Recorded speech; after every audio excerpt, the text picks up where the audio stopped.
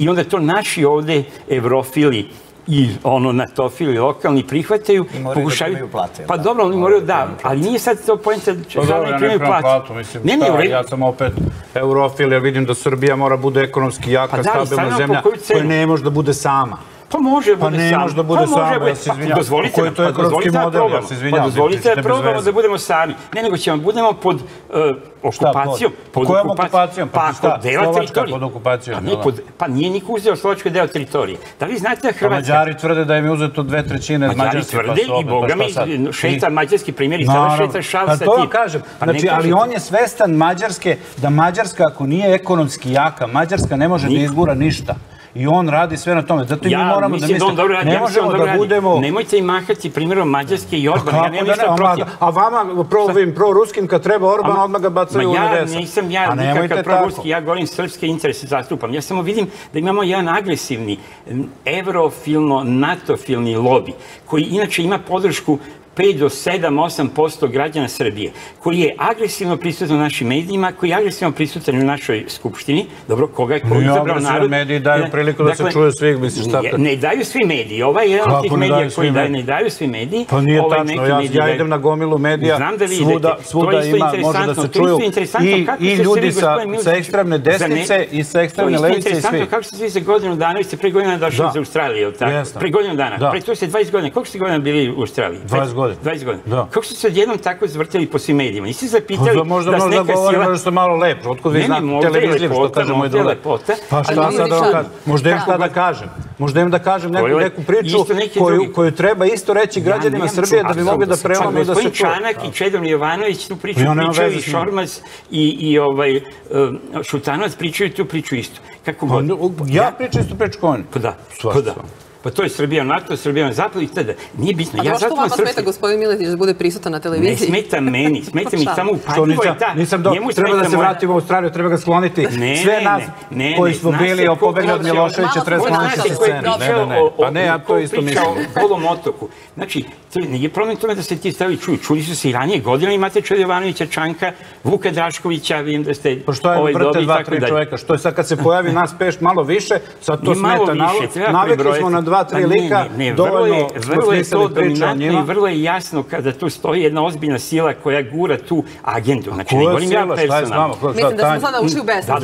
To je baš to što vi govorite nije tačno. Ja moram da kažem pa vi ste pričali pa nije tačno, nisam ja nikakav... Koja sila stoji za mene, šta je s vama? Neko koja se izvrteo godinu dana po svim srpskim medijima na jedan način koji posle 20 godina gde uopšte nisi li prisutni. O Bože, pa ne, ja ću da vam kažem da to nema veze sa životom. Dobro, odlično.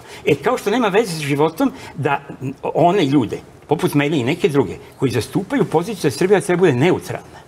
A mene svaki čas šalju da idem u Donbas i da idem u Rusiju. Znači, ja zastupam tezu neutralnosti Srbije. Možda pričam da je to pametno, da li je održivo, da li je moguće. I možemo to, već da se mi u nečemu i složimo. Ali ja smatram da je neutralnost moguća i da je to zvanična politika ove zemlje.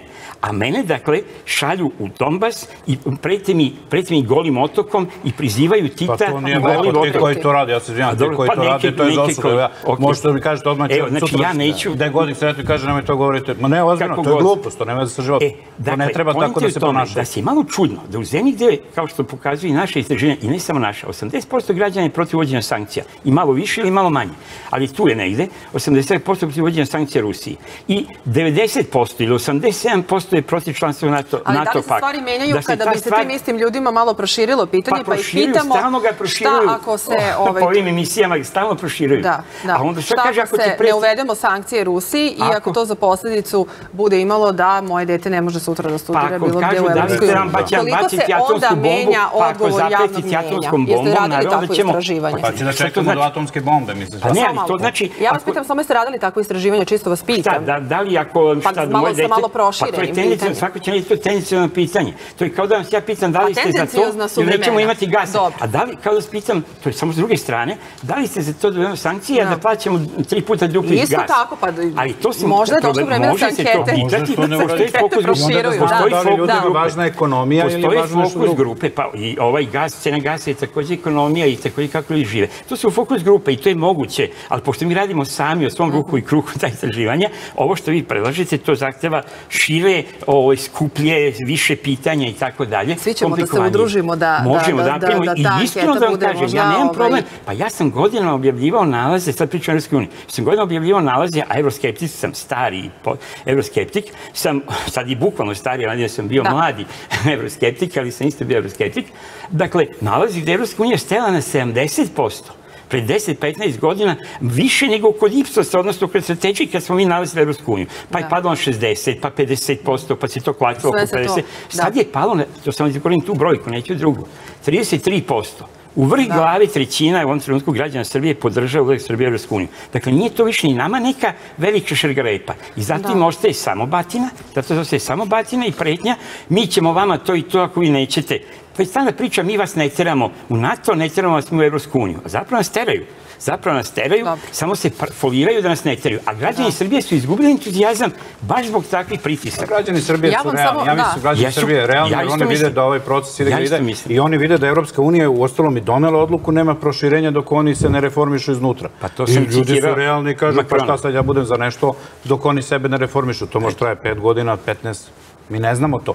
Ja mislim su građani realni, da nije taj entuzijazam pao, nego ljudi jednostavno vide šta se dešava, ali ne bi žrtvovali, pazite, ne bi žrtvovali ekonomski razvoj. Su isto svesni da većina investicija dolazi odande, da većina firmi koje dolaze sa zapada zapošljavaju naše ljude, da je dobro da ovdje deca da se školuju u inostranstvu, pa i da rade, kao što sam ja otišao, ja sam malo duže ostao, ja sam otišao u neko davno vreme Slobodana Miloševića, pa me to oteralo iz Srbije, nisam otišao iz Srbije što meni išlo iz Srbije. Tako da, a što sam ostao malo duže, pa vratio sam se recimo 2009. 2012. 3 godine sam živeo ovde, pa me posao odveo jer sam dobar profesionalac, pa radim u industriji gde je nema u Srbiji. Mi nemamo avioindustriju i ja moram da odem u inostranstvo da radim ako hoću da radim u avioindustriji. I to vi morate isto da razumete, jer nas vređa, mi koji volimo da dođemo u Srbiju i koji volimo Srbiju iz inostranstva, mi svi u dijaspori i finansijski. Da li znate mnogi radi u Rusiji i u Kini? To je ta priča kako svi odlaze.